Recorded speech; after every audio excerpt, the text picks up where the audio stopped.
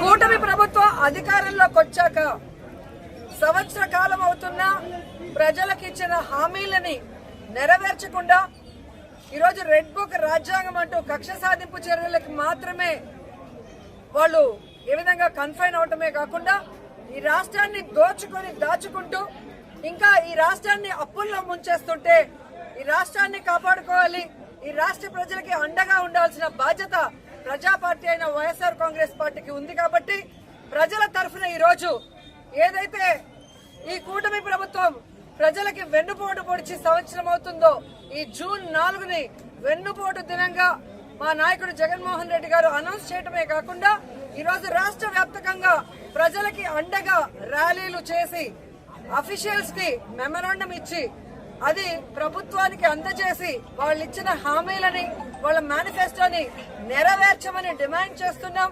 అవి నెరవేర్చకపోతే వదిలే ప్రసక్తి లేదు అని కూడా ఈ సందర్భంగా హెచ్చరిస్తున్నాం. మీరు చూస్తే ఎన్నికల ముందు కూటమి ప్రభుత్వం అంతా ఎలా ప్రచారం చేసుకుందో మనం చూసాం. ముఖ్యంగా తెలుగుదేశం పార్టీ వాళ్ళైతే వచ్చేది బాబే ఇచ్చేది బాబే. ఏమొచ్చిందయ్యా? మీకైతే పదవులు వచ్చాయి, బాబేవో వచ్చి ముఖ్యమంత్రిగా కూర్చున్నాడు. కానీ ఈ రాష్ట్ర ప్రజలకు ఏమిచ్చాడు అంటే చేతికి చిప్పిచ్చాడు, మరేమి ఇవ్వలేదనేది రాష్ట్ర ప్రజలు గుర్తించారు. 143 హామీలు ఇచ్చాడు. 143 హామీల్లో విజన్ ఉంది, విస్తరాకులు కట్టుంది, అనుభవం ఉందని చెప్పుకునే చంద్రబాబు నాయుడు మొదటి 6 అయినా చేశాడా అని నేను అడుగుతున్నాను. ఈరోజు చూస్తే చంద్రబాబు నాయుడు ఏరు దాటక ముందు ఏటి మల్లన్న, ఏరు దాటాక బోడి మల్లన్న చందంగా పరిపాలించిన విధానం మనకు తెలుసు. కానీ ఈ రాష్ట్ర ప్రజలు ఎలా నమ్మి మోసపోయారు, అలాగే ఈవీఎంలతో వీళ్ళు ఎలా మ్యానిపులేట్ చేసి ఈరోజు 60,000 90,000 అంటూ అసలు ప్రజలు ఓట్లేని నాయకులంతా గాల్లో గెలిచిపోయిన గాలిగాళ్లే ఎక్కువగా ఉన్నారు ఈ రాష్ట్రంలో. సో ఈ రోజు నేను ఎందుకు ఇది చెప్తున్నాను అంటే జగన్మోహన్ రెడ్డి గారు ఎన్నికల్లో చెప్పడం జరిగింది, చంద్రబాబు నాయుడు 3 సార్లు ముఖ్యమంత్రి అయినా ఏ రోజు చెప్పిన వాగ్దానాన్ని నెరవేర్చలేదు, పిల్లనిచ్చిన మామనే వెన్నుపోటు పొడిచిన వాడు, జాగ్రత్తగా ఉండండి అని. కానీ ఈవీఎంల దగ్గర మనం ఏం చేయగలం? సో ఈవీఎంలని మ్యానిపులేట్ చేశారు. కొన్ని చోట్ల అమాయకమైన ప్రజలు, రైతులు, మహిళలు కూడా జగన్ గారే ఇచ్చినప్పుడు చంద్రబాబు నాయుడు, లోకేష్, పవన్ కళ్యాణ్ ఇస్తారేమో, పవన్ కళ్యాణ్ చెప్పిన మాటలు నమ్మి చాలా మంది ఓట్లేయటం కూడా జరిగింది. కానీ ఈ రోజు చూస్తే సూపర్ 6 చేస్తామన్న చంద్రబాబు నాయుడు సూపర్ 6 చేశాడా అని అడుగుతున్నాను. అన్నిటికీ వెన్నుపోటు పొడిచింది నిజం కాదా అని అడుగుతున్నాం. ఈ రోజు తల్లికి వందనం ఇస్తానన్నాడు, కానీ ఇవ్వకుండా వెన్నుపోటు పొడిచాడు. రైతుకు అన్నదాత ఇస్తా అన్నాడు, ఇవ్వకుండా వెన్నుపోటు పొడిచాడు. జాబ్ క్యాలెండర్ ఇస్తా అన్నాడు, ఇవ్వకుండా వెన్నుపోటు పొడిచాడు. ఉద్యోగం ఇస్తా ఇవ్వని వాళ్ళకి నిరుద్యోగ భృతి ఇస్తా అన్నాడు, ఇవ్వకుండా వెన్నుపోటు పొడిచారు. అలాగే అధికారులకి ఐఆర్ ఇస్తాను, డిఏ ఇస్తాను అని చెప్పాడు, కానీ ఈ రోజు ఇవ్వకుండా ఎలా వెన్నుపోటు పొడిచారో మనం చూసాం. మహిళలకైతే ఉచిత బస్సు ఇస్తాను, పొద్దు నుంచి సాయంత్రం వరకు ఫ్రీగా తిరుక్కోవచ్చు అని చెప్పారు, కానీ ఇవ్వకుండా ఎలా వెన్నుపోటు పొడిచారో మీరందరూ కూడా కళ్ళారా చూశారు. ఈ రోజు ఒక్కరికి కూడా ఒక సెంటు భూమి గాని, ఒక ఇల్లు గాని కట్టించకుండా ఎలా వెన్నుపోటు పొడిచాడో మీరందరూ కూడా కళ్ళారా చూస్తున్నారు. సో వెన్నుపోటు అంటే చంద్రబాబు నాయుడు, చంద్రబాబు నాయుడు అంటే వెన్నుపోటు. ఇది ఈ రోజు ప్రజలు తెలుసుకున్నారు, వాళ్ళకి జరిగిన నష్టాన్ని వాళ్ళు తెలుసుకున్నారు. ఎప్పుడెప్పుడు ఎన్నికలు పెడితే జగన్మోహన్ రెడ్డి గారికి ఓటేసి మళ్లీ ముఖ్యమంత్రిని చేసుకోవాలని ఎదురు చూస్తున్నారు అన్న దాంట్లో ఎటువంటి అతిశయోక్తి లేదని కూడా తెలియజేసుకుంటున్నా. మొదటిసారి ముఖ్యమంత్రి అయిన జగన్మోహన్ రెడ్డి గారు తాను ముఖ్యమంత్రి అయిన రోజుకి చంద్రబాబు నాయుడు ఖజా ఖాళీ చేసి ఖజానాలో 100 కోట్లు మాత్రమే పెట్టినా ఆయన పెట్టిన అప్పులన్నీ తీర్చి జగన్మోహన్ రెడ్డి గారు ఇచ్చిన ప్రతి వాగ్దానాన్ని నెరవేరుస్తూ వెల్ఫేర్ డెవలప్మెంట్ 2 కళ్లగా ముందుకు వెళ్లాడు. జగనన్న దిగిపోయే రోజుకి 7,000 కోట్ల రూపాయలని ఖజానాలో పెడితే సిగ్గులేని కూటమి ప్రభుత్వ నాయకులు ఈ రోజు ఖజానా ఖాళీగా ఉంది, ఖజానాలో ఏమీ లేదు, ఏం చేయాలో అర్థం కాలేదు అని చెప్పి ఏ విధంగా మొసలి కన్నీళ్లు కారుస్తున్నారో మీ అందరూ చూస్తున్నారు. మరి మొదటిసారి ముఖ్యమంత్రి అయిన వ్యక్తి, వయసులో చిన్నవాడైన జగన్మోహన్ రెడ్డి గారు సంపద సృష్టించి ప్రజలకు ఇచ్చిన మేనిఫెస్టోని ఎలా నెరవేర్చాడు, ఈ రాష్ట్రాన్ని అభివృద్ధి వైపుకి ఎలా నడిపించాడు, మెడికల్ కాలేజీలు ఎలా కట్టాడు, పిహెచ్సిల్ని ఎలా కట్టించాడు, స్కూల్స్ ని ఎలా రెనోవేట్ చేశాడు, ఈ రోజు టెంపుల్స్ ఎలా కట్టించాడు, రోడ్లు ఎలా వేశాడు, చెప్పుకుంటూ పోతే హార్బర్లు ఎలా కట్టారు. ఈడేమో అనుభవం ఉందంటాడు. సంవత్సరం అవుతుంది, ఒక్క సెంటు భూమి ఒకరికి ఇచ్చారా, ఒక ఇల్లు కట్టించారా?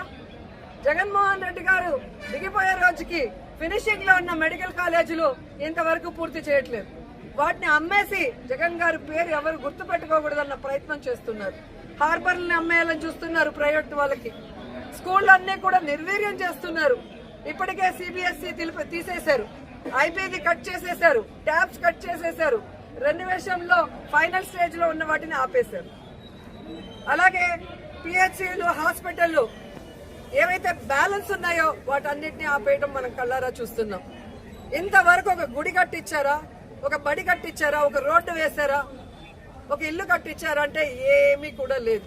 వీళ్ళు సూపర్ సిక్స్ ని గాలికి వదిలేసి సూపర్ స్కామ్లు చేసుకుంటూ ముందుకెళ్తున్నారు. ఈరోజు ఈ రాష్ట్రంలో చూస్తే బెల్ట్ షాపులు, పర్మిట్ రూములు ఇప్పటి ముప్పటిగా ఇచ్చి మద్యంతో ఎలా దోచుకుంటున్నారు. ఖజానా బొక్కబట్టారు. ఈ రోజు కూటమి ప్రభుత్వ జోబీలు మాత్రం ఫిల్ అవుతున్నాయి మద్యంతో. అలాగే ఇసుక మాఫియా, ఉర్సా భూముల mafia, ganja mafia, drugs mafia, ఈ విధంగా ఇష్టానికి తయారయ్యారు. పోలీసులు ఎలా తయారయ్యారంటే రెడ్ బుక్ రాజ్యాంగానికి కాపలా కాస్తున్నారు. ఖజానా బొక్కబట్టారు. ఈ రోజు కూటమి ప్రభుత్వ జోబీలు మాత్రం ఫిల్ అవుతున్నాయి మద్యంతో. అలాగే ఇసుక మాఫియా, ఉర్సా భూముల mafia, ganja mafia, drugs mafia, ఈ విధంగా ఇష్టానికి తయారయ్యారు. పోలీసులు ఎలా తయారయ్యారంటే రెడ్ బుక్ రాజ్యాంగానికి కాపలా కాస్తున్నారు.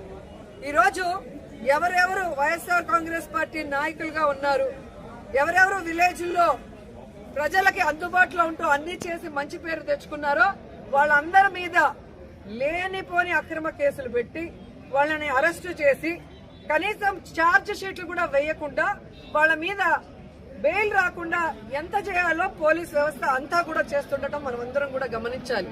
నిజంగా ఒక తప్పు జరిగితే కేసు ఎఫ్ఐఆర్ చేయండి. ఇమీడియట్ గా 10-15 రోజుల లోపలైనా మినిమం ఆ కేసుల్ని ఛార్జ్ షీట్ వేసి మీరు కోర్టుకి అప్పగిస్తేనే కదా వాళ్ళకి బెయిల్ వస్తుంది. అంటే తప్పుడు కేసులు కాబట్టి ఛార్జ్ షీట్ లో నిజాలు రాయాలి కాబట్టి, తప్పులు రాస్తే రేపు వాళ్ళ ఉద్యోగం పోతుంది కాబట్టి ఈ రోజు తప్పుడు కేసులతో జైల్లో 50 రోజులు, 60 రోజులు, 70 రోజులు మగ్గిపోయే పరిస్థితి వైఎస్ఆర్ కాంగ్రెస్ పార్టీ కార్యకర్తలకి, నాయకులకి కలుగుతోంది. ఎవరైతే ఈ రోజు తప్పుడు కేసులతో జైళ్లకు వెళ్లారో వాళ్ళకి అండగా నిలబడ్డాం. వారందరికీ కూడా ఈరోజు బెయిల్స్ ఇచ్చాం. ఎవరైతే వాళ్ళ మీద అక్రమ కేసులు పెట్టి ఇబ్బంది పెట్టారో ఆ కూటమి నాయకుల్ని గాని, ఆ అఫీషియల్స్ ని గాని వదిలిపెట్టేది లేదు. మీకు రెడ్ బుక్ రాజ్యాంగం ఉంటే మాకు అంబేద్కర్ గారి రాజ్యాంగం ఉంది. అంబేద్కర్ గారి రాజ్యాంగం ప్రకారం న్యాయబద్ధంగా మీ అందరినీ కూడా శిక్షిస్తామని కూడా ఈ సందర్భంగా తెలియజేసుకుంటున్నాం. అలాగే మీరు చూస్తే ఈ రాష్ట్రంలో ఆడవాళ్ల మీద ఏ విధంగా అరాచకాలు, అక్రమాలు, రేపులు, దురదృష్టకరం 3 ఏళ్ల అమ్మాయిని కూడా మొన్న మీరు చూస్తే ప్లేనరీ జరిగే ప్లేస్ లో రేప్ చేసి చంపేసి కంపల్లో వెళ్తే ఏ వంట బాగుంది అని మాట్లాడతారు. ఎంతమంది వచ్చారని మాట్లాడతాడు చంద్రబాబు నాయుడు. ఇచ్చిన సూపర్ 6 కి దిక్కు లేదు. 6 శాసనాలు అని చెప్పి సిగ్గు లేకుండా మళ్ళీ లోకేష్ గారు అనౌన్స్ చేస్తారు. పవన్ కళ్యాణ్ ఏమో నాకు ప్యాకేజ్ ఇస్తే చాలు, ఎవడెక్టు వచ్చినా నాకెందుకని. రాష్ట్రంలోనే కాదు, పిఠాపురంలో ఆడపిల్లలు రేపైనా పట్టించుకోడు. పిఠాపురంలో ఎస్సీల్ని గ్రామ బహిష్కరణ చేస్తే పట్టించుకోడు. సుగాలి కేసు అన్నారు, ఏమైందో తెలియదు. 30,000 మంది మాయమయ్యారన్నారు. మరి ఆ రోజు ఇంటెలిజెన్స్ వ్యవస్థ నీకు చెప్తే ఈ రోజు కూటమి ప్రభుత్వంలో ఉన్న నీకు ఇంటెలిజెన్స్ చెప్పదా 30,000 మంది ఎక్కడున్నారు? చంద్రబాబు నాయుడు ఎదురుగా నించొని ప్రజలకి వెన్నుపోటు పొడిచిన కట్టప్ అయితే సైడ్ నుంచి పొడిచిన కన్నింగ్ కట్టపులు పవన్ కళ్యాణ్ అండ్ లోకేష్ అని కూడా ఈ సందర్భంగా తెలియజేసుకుంటున్నాను. సో ముగ్గురికి నేను చెప్తున్నా, మీరు ప్రజలకు వెన్నుపోటు పొడిస్తే సైలెంట్ గా వెళ్లే పరిస్థితి లేదు. ప్రజలకి అంటగా జగనన్న ఉన్నాడు. జగనన్న వెనక మేమందరం ఉన్నాం. జగనన్న సైనికులుగా మీ ప్రభుత్వం మెడలు వంచుతాం. ప్రజలకు మీరు ఇచ్చిన హామీలు నెరవేర్చేంత వరకు ముఖ్యంగా రైతు బాగుంటే రాష్ట్రం బాగుంటుందని నమ్మిన వ్యక్తులు వైఎస్ఆర్ గారు, జగన్మోహన్ రెడ్డి గారు. రైతు బాంధవులుగా వాళ్ళకి కావాల్సినవన్నీ చేశారు. రైతుకు గిట్టుబాటు ధర ఇచ్చారు. రైతుకు పెట్టుబడి రైతు భరోసా ద్వారా రబీకి గాని ఖరీఫ్కి గాని అందించడం మనం చూసాం. అలాగే వాళ్ళ గ్రామాల్లోని వాళ్ళకి నాణ్యమైన విత్తనాలు గాని ఎరువులు గాని వ్యవసాయానికి సంబంధించిన పనిముట్లనన్నీ కూడా రైతు భరోసా కేంద్రం ద్వారా ఇవ్వటం జరిగింది. 5 ఏళ్లలో ఏ రోజు రైతు రోడ్డెక్కలేదు. మాకు అన్యాయం జరిగిందనో మాకు గిట్టుబాటు ధర రాలేదని రోడ్డెక్కల. కానీ తెలుగుదేశం పార్టీ అధికారంలోకి వచ్చిన తర్వాత మిర్చి రైతులు రోడ్డెక్కారు, మామిడికాయ రైతులు రోడ్డెక్కారు, పసుపు రైతులు రోడ్డెక్కారు. ఎందుకంటే ఎక్కడా కూడా దేనికి గిట్టుబాటు లేదు. ఈరోజు రైతులైతే కన్న నీళ్లు కాదు రక్తపు నీళ్లు వస్తున్నాయి కళ్ళల్లో నుంచి. ముఖ్యంగా చిత్తూరు జిల్లాలో మామిడికాయలు ఎక్కువ. మామిడికాయకి రేట్ లేక కనీసము 5 రూపాయలు అంటే కోసే కూలి కూడా రాకుండా ఈరోజు వాళ్ళు ఇబ్బంది పడే పరిస్థితి వస్తే పట్టించుకునే నాదుడే లేదు. ఈరోజు పసుపుకి గాని మిర్చికి గాని వరికి గాని దేనికి కూడా ఇవ్వలేదు. రైతు భరోసా అంటే అన్నదాత సుఖీభవ ఇవ్వలేదు. రైతు భరోసా కేంద్రాలు నిర్వీర్యం చేశారు. భరోసా కేంద్రానికి ఉన్న వైఎస్ఆర్ గారి బొమ్మని జగనన్న బొమ్మని తీసేస్తారు. వైఎస్ఆర్ క్లినిక్ ఉన్న వైఎస్ఆర్ గారి పేరు తీసేస్తారు. నిజంగా మీరు నిజమైన నాయకులైతే మీకు చిత్తశుద్ధి ఉంటే జగనన్న చేసిన దానికన్నా గొప్పగా పరిపాలించండి. జగనన్న చేసిన దానికన్నా గొప్పగా సంక్షేమాన్ని అందించండి. జగనన్న చేసిన దానికన్నా గొప్పగా అభివృద్ధిని అందించండి. అంతేగాని ఉన్న వాటిని నిర్వీర్యం చేస్తూ ఈరోజు కక్ష సాధింపు చర్య చేసుకోవాలంటే గొప్ప గొప్ప వాళ్లే చరిత్రలో చరిత్రహీనులుగా మిగిలిపోయి కాలగర్భంలో కలిసిపోయారు. ఆ విషయాన్ని చంద్రబాబు నాయుడు, లోకేష్, పవన్ కళ్యాణ్ తెలుసుకోవాలని కూడా ఈ సందర్భంగా తెలియజేసుకుంటున్నా. ఈరోజు మహిళలకి మీరు ఇచ్చిన ప్రతి వాగ్దానాన్ని నెరవేర్చాలి. రైతులకు ఇచ్చిన ప్రతి వాగ్దానాన్ని నెరవేర్చాలి. యువకులకు ఇచ్చిన ప్రతి వాగ్దానాన్ని నెరవేర్చాలని కూడా కోరుకుంటూ జగనన్న ఇచ్చేటివి ఆపేశారు. కనీసం మీరు చెప్పినవైనా కంటిన్యూ చేయండి అని కోరుకుంటూ ఈరోజు ఈ వెన్నుపోటు దినోత్సవంలో ప్రజలకి అండగా నిలబడిన వైఎస్ఆర్ కాంగ్రెస్ పార్టీ సైనికులందరికీ పేరు పేరున పాదాభివందనాలు తెలియజేసుకుంటూ వైఎస్ఆర్సీపీ అంటే ప్రజల పార్టీ, ప్రజల కోసం పుట్టిన పార్టీ, ప్రజల్లో నుంచి వచ్చిన పార్టీ, ప్రజలకు ఎప్పుడు కూడా అండగా ఉండాల్సిన పార్టీ అని మనం బాధ్యతగా ఉండేవాళ్ళం. కాబట్టి సంవత్సర కాలం ఈరోజు కూటమి ప్రభుత్వానికి అవకాశం ఇచ్చాం.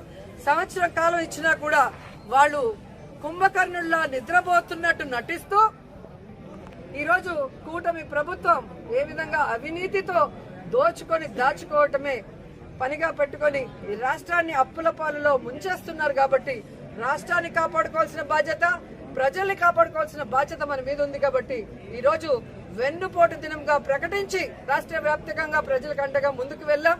ఖచ్చితంగా ప్రభుత్వం దిగి వస్తుందని నమ్ముతున్నాం. రాకపోతే ఈ రోడ్ నుంచి పోరాటం చేయడానికి వైఎస్ఆర్ కాంగ్రెస్ పార్టీ ఎప్పుడూ సిద్ధంగా ఉందని కూడా తెలియజేసుకుంటున్నాం. జై జగన్, జై జగన్, జగన్ గారి నాయకత్వం.